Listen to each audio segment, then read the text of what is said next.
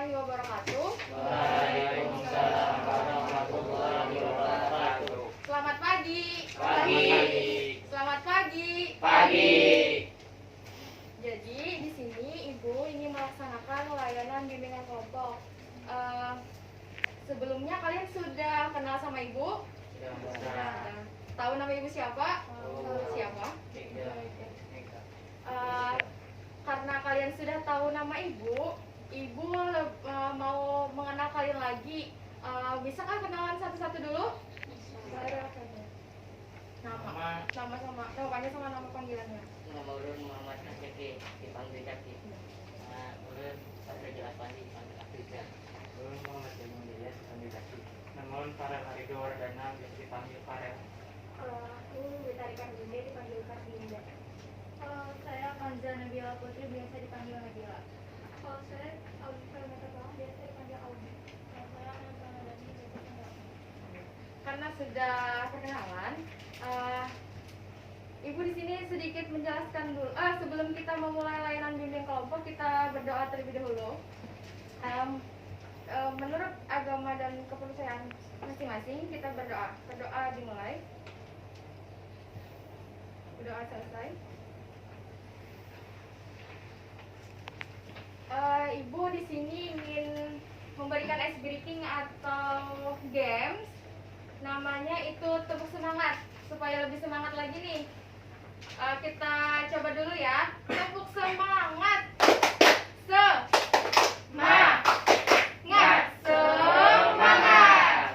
Tepuk semangat. Semangat. Semangat. Nah, jadi di sini Ibu melaksanakan layanan bimbingan kelompok, di mana kalian sudah tahu layanan bimbing kelompok itu apa? Belum. Nah, sedikit Ibu jelaskan.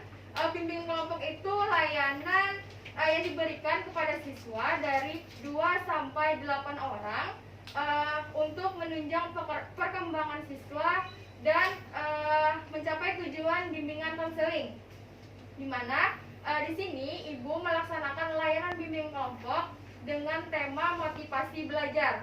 Nah, di sini di dalam layanan bimbing kelompok ada namanya kesepakatan waktu. Ibu memakai 1 kali 45 menit. Apakah kalian sepakat melaksanakan layanan bimbing kelompok bersama Ibu? Sepakat. Nah, di sini Ibu menjelaskan dulu tujuan dari layanan bimbing kelompok.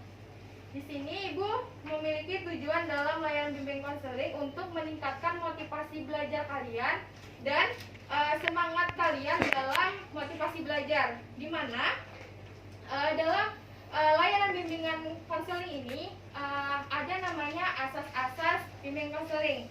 Yang pertama itu ada asas kerahasiaan, yang kedua ada asas keterbukaan, yang ketiga ada asas kesukarelaan. Di mana Ibu memberikan materi ini kepada kalian supaya kalian lebih terbuka, memberikan keluh kesah kalian kepada Ibu. Jadi kalian tidak usah khawatir karena di dalam layanan bimbing kelompok ini ada namanya asas-asas BK tersebut. Apakah kalian bersedia aja memberikan pendapat kalian atau yang kalian miliki gitu. Jadi di sini Ibu melaksanakan layanan bimbing kelompok menggunakan teknik modeling. Jadi teknik modeling ini di mana merupakan teknik salah satu teknik dalam terapi behavior yang menekankan pada prosedur belajar. Di mana dalam teknik modeling ini kalian bisa mencontoh seseorang, misalnya kayak motivator untuk memotivasi diri sendiri dalam belajar. Tujuannya untuk memperoleh perilaku yang baru dengan memodifikasi tingkah laku melalui pemberian penguatan. Penguatan itu reinforcement, di mana misalnya tuh kalian tidak malas nih belajar. Misalnya kalian nih mau bagus, pasti kalian memotivasi diri kalian sendiri kan. Nah dari situ kalian pencontoh nih tokoh tersebut, misalnya tokoh yang ibu contohkan ini artis Maudy Ayunda. Nah di situ Maudy Ayunda itu tokoh yang terkenal, artis, itu penyanyi, terus pendidikannya bagus dan pengalamannya tuh banyak. Nah dari situ misalnya kalian ingin mempunyai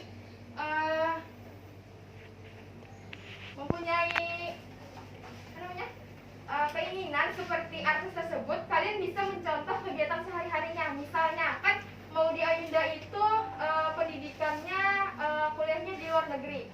Tuh, pasti nilainya bagus-bagus kan? Nah, dari situ kalian, aku nih mau nih seperti artis Maudy Ayunda supaya nilai bagus. Jadi aku bisa nih mencari kegiatan apa saja sih yang kegiatan positif Maudy Ayunda itu supaya saya ini termotivasi untuk belajar dan mendapatkan nilai yang bagus gitu. Nah, terus di sini ibu ada film singkat. Nanti kalian bisa lihat dan simpulkan film tersebut. Apa sih menurut kalian intisari dari film tersebut?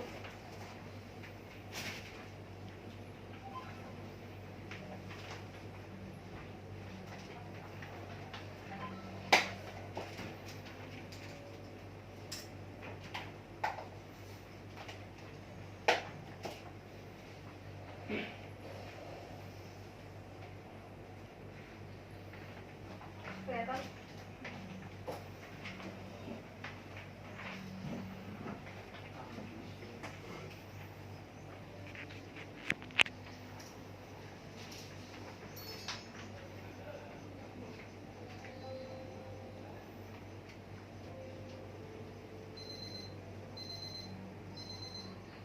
Hai. Iya. Dan inilah keseharianku.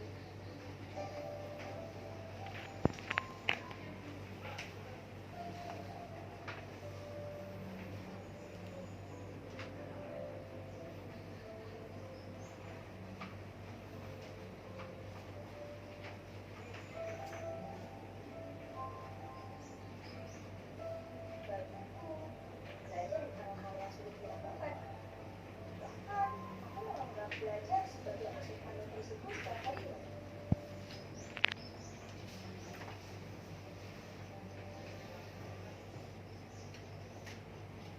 Pesan kepada kalian yang sedang berjuang, kamu tidak harus hebat untuk memulai, tapi kamu harus memulai menjadi hebat. Albert Einstein pernah mengatakan, jangan pernah menganggap belajar sebagai tugas, tapi anggaplah belajar sebagai kesempatan berharga untuk mempelajari sesuatu.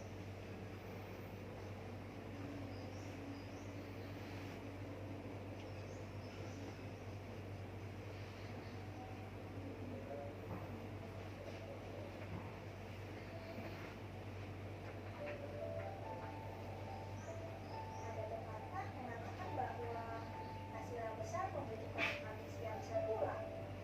Dan inilah yang menjadikan pedoman dalam menjalani kehidupan. Anggap hal itu, dengan memiliki ambisi yang besar, maka tentunya semangat dalam melakukan aktivitas yang besar untuk mencapai keinginan.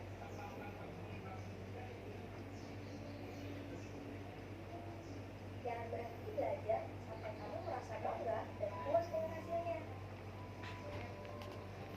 Tapi merasakan sebuah pencapaian ini, aku masih belum bisa merasa puas. Pencapaian kecil bagiku karena apa?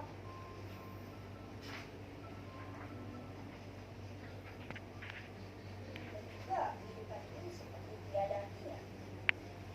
Aku terlewati begitu saja tanpa makna yang berarti. Di sekolah, aku siswa yang memiliki banyak teman. Aku tidak memiliki teman dekat. Karena aku pikir memiliki teman adalah memiliki kelemahan. Bisa saja teman atau sahabatmu menyerangmu dari belakang atau menjatuhkanmu dari atas. Bahkan ada teman yang hanya menganggapku sebagai teman jika mereka memiliki hubungan.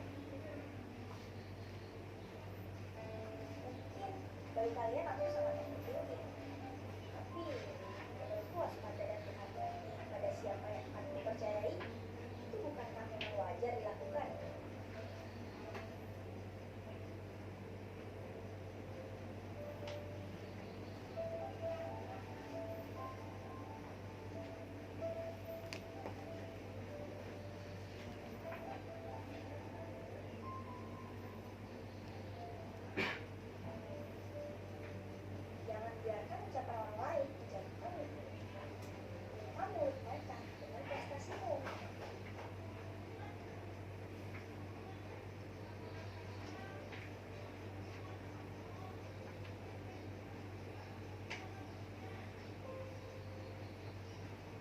tugas atau pekerjaan yang diberikan, aku merasa harus mendapatkan hasil yang sempurna. Sehingga setiap harinya aku selalu memiliki keseriusan yang tinggi yang membuat diriku untuk tenang dan selalu berpikir.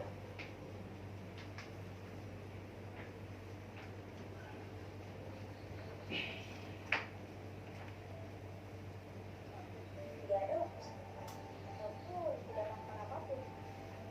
Untuk kalian lebih baik kelelahan atau kebosanan? Kalau jawabanku, tentu kalian sudah tahu. Lebih baik aku kelelahan daripada melakukan sesuatu yang tidak membawa hasil yang signifikan terhadap kehidupanku.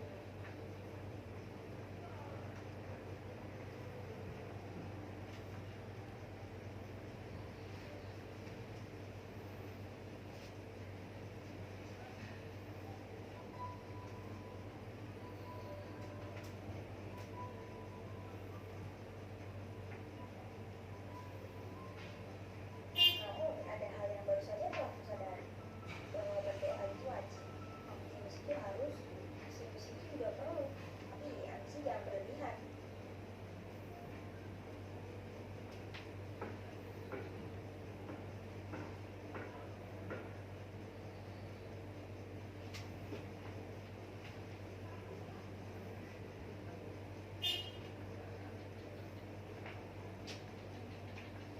Dia punya ambisi yang kuat, sehingga betapa tingginya prestasi yang diraih tidak akan pernah merasa cukup. Dan inilah yang kurasakan setiap saat. Ambisi memang akan membawa pada hal yang baik, namun ambisi yang terlalu berlebihan hingga lupa dengan kewajiban akan menjadi bumerang yang mengarah ke diri. Ingat, sesuatu yang dilakukan walaupun itu hal baik, jika secara berlebihan, maka akan menghasilkan sesuatu yang tidak baik pula.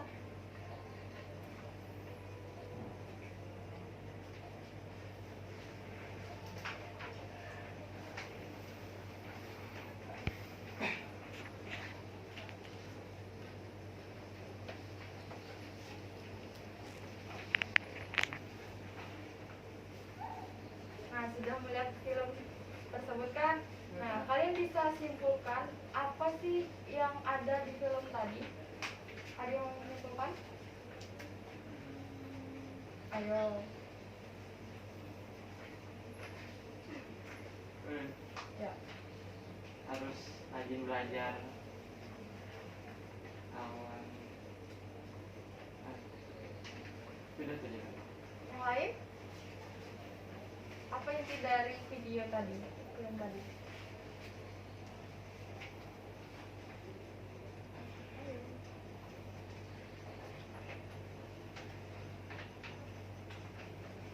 Simpulkan sedikit saja.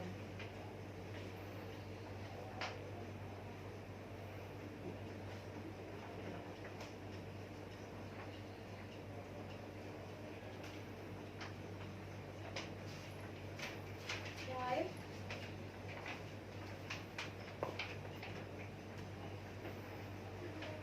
Ayo ceweknya.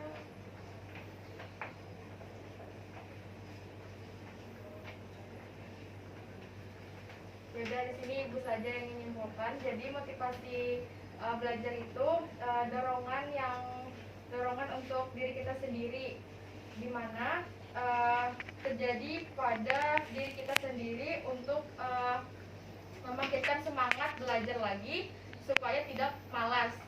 Nah, di sini ibu ingin menjelaskan materi tentang motivasi belajar. Di situ ada yang tahu motivasi belajar itu apa? Motivasi adalah kondisi psikologis yang mendorong seorang untuk melakukan sesuatu. Ya. Nah, di situ motivasi belajar itu dorongan untuk diri kita sendiri untuk lebih semangat lagi belajarnya. Nah, terus di situ ada namanya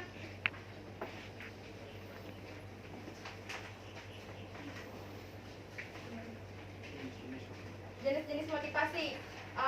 Ada yang tahu tuh jenis-jenis motivasinya tuh apa aja?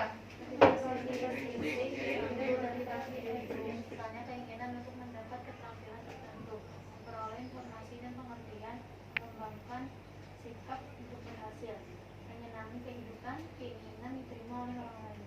Motivasi ekstrinsik yang timbul akibat adanya pengaruh dari luar individu, seperti hadiah, pujian, ajakan, tuduhan, atau paksaan dari orang lain, sehingga dengan keadaan demikian orang mau melakukan sesuatu.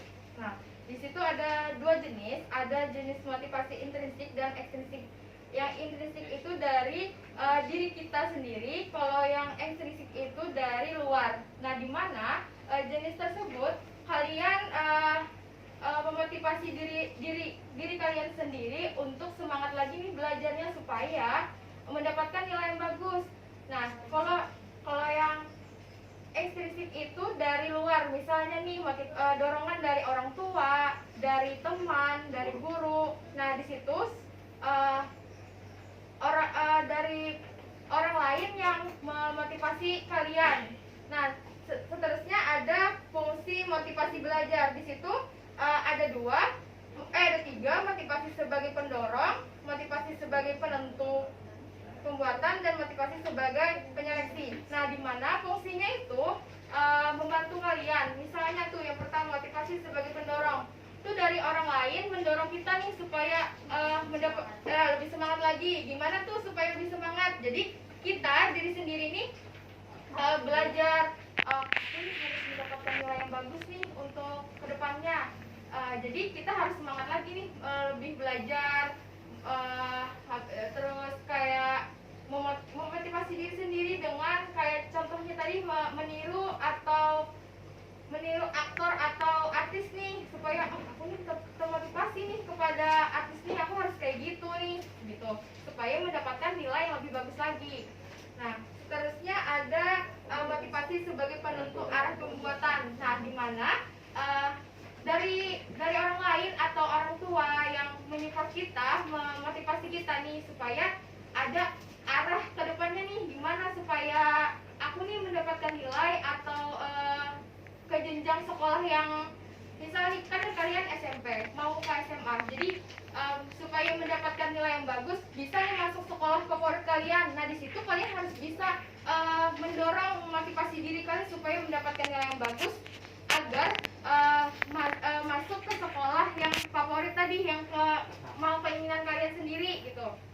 Yang ketiga ada motivasi sebagai penyeleksi. Nah, di mana di situ kalian bisa nih menyeleksi diri kalian sendiri untuk memberi dorongan ke diri sendiri. Gimana nih caranya supaya aku nih mau sekolah yang favorit, aku harus bisa nih menyeleksi tugas-tugas atau kayak minat dan bakat kalian tuh, gimana supaya lebih bisa membagi waktunya untuk belajar, terus kayak memadukan minat bakat kalian gitu, supaya motivasi atau dorongan kalian itu bisa memadukan nilai kalian yang lebih baik lagi. Seterusnya ada ciri-ciri motivasi. Nah, di situ ada berapa tuh? Bisa dibacakan? Tepat menghadapi tugas, bulat menghadapi kesulitan, dan memerlukan dorongan yang kuat untuk berprestasi, ingin mendalami bidang pengetahuan yang diberikan, selalu berusaha berprestasi sebaik mungkin, menunjukkan minat terhadap bermacam-macam masalah, senang dan rajin belajar dengan penuh semangat, dan tidak bosan dengan tugas yang ini. Nah, jadi di situ kan ada ciri-ciri motivasi. Nah, di situ berarti kalian tuh harus bisa menyeleksi ciri-ciri dari motivasi itu gimana tuh. Aku bisa harus tekun nih mau hadapi tugasnya. Jadi kalian bisa nih membagi waktu kalian untuk mengerjakan tugas, habis itu kayak menemukan minat bakat kalian atau kayak main game. Itu kan harus bisa tuh membagi waktunya agar kalian bisa mendapatkan nilai yang bagus tuh. Jadi memotivasi diri dan membagi waktu itu sangat penting untuk belajar. Gimana supaya prestasi atau nilai yang kalian dapat itu memuaskan dan bisa nanti karena aku bisa membagi waktu aku sendiri untuk belajar, nilaiku nih bisa bagus gitu. Nah, terus karena itu saja materi yang ibu jelaskan, Ibu mau minta pengalaman kalian nih tentang motivasi belajar kalian gimana saat ini. Bisa ceritakan gitu satu-satu. Ayo. Ada yang mau cerita pengalamannya gimana nih saat belajar nih gitu.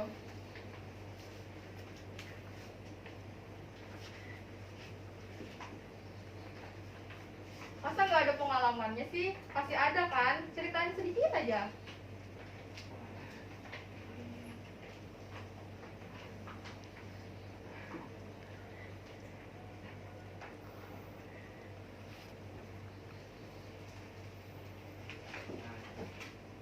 Ayo Ustaz. Cerita pengalaman gimana?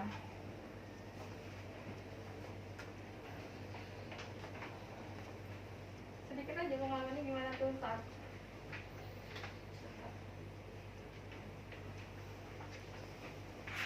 Ya, yang ceweknya sedikit lagi pengalaman aja gimana tuh.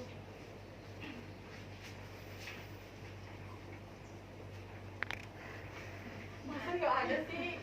Pasti ada lah pengalaman motivasi belajar kalian tuh gimana.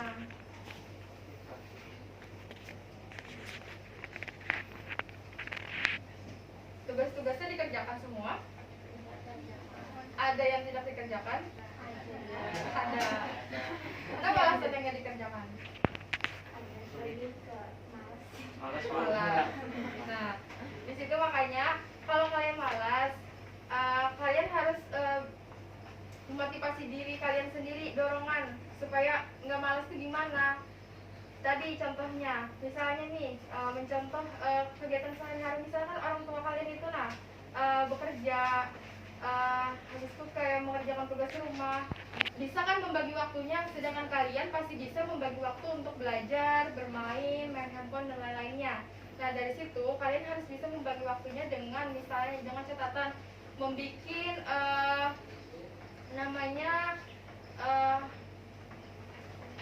jadwal kegiatan sehari-hari tuh, misalnya dari bangun tidur sampai tidur lagi gimana, apa-apa aja kegiatannya supaya bisa membagi waktunya untuk belajar, terus main handphone atau main game. Nah dari situ diberi waktunya berjeda-jeda nih, tugasnya sekolah jam segini-segini, terus belajarnya jam segini-segini, sampai tidur lagi, dari bangun tidur sampai tidur lagi gitu, supaya kalian bisa membagi waktunya untuk mengerjakan tugas, main game, main handphone gitu. Apakah kalian pernah membagi waktu kalian untuk gitu? Belum pernah. Nah jadi kalian yang belum pernah atau yang sudah pernah bisa dilakukan supaya tugas-tugas kalian itu tidak tertumpuk gitu. Jadi bisa mengatur waktunya dalam mengerjakan tugas dan lain-lainnya. Nggak ada nih yang mau bagi pengalaman motivasi belajarnya? Pasti nggak ada sih. Ayo. Teman-teman cerita sedikit-sedikit lah gitu. Bagi-bagi pengalaman.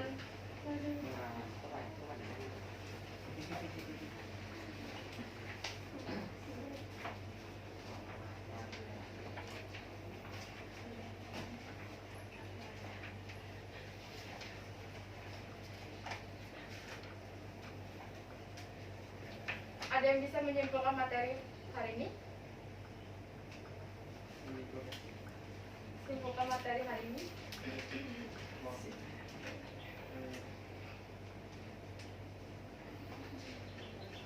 Mendorong kita untuk rajin belajar, terus untuk bisa membagi waktu, ya, Bisa mencapai tujuan apa yang diinginkan. ya, akhirnya, Terus minat belajar.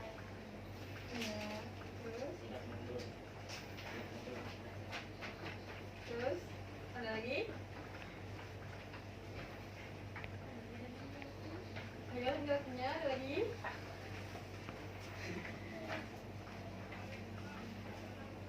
Ya, jadi Ibu simpulkan sedikit.